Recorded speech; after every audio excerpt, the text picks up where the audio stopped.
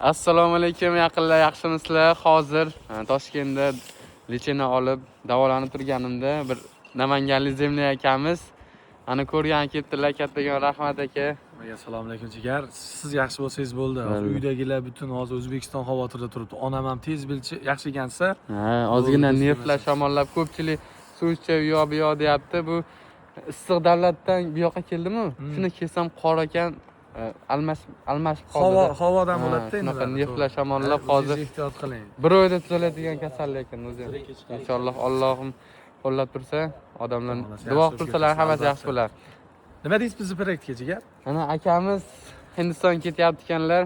Omad tilaymiz. Shohruxxon bilan ko'rish niyat bormi axir? Xudo xolasa Shohruxxon aka bilan ko'rishib, ana o'zbekcha tanovar qo'shig'ini aytirib kelamiz. Bo'ldi. Siz ham borasiz biz bilan. Namanganni dunyoga tanityapsiz. Albatta, Namangan legenda. Qoch Namangan kelyapti ular.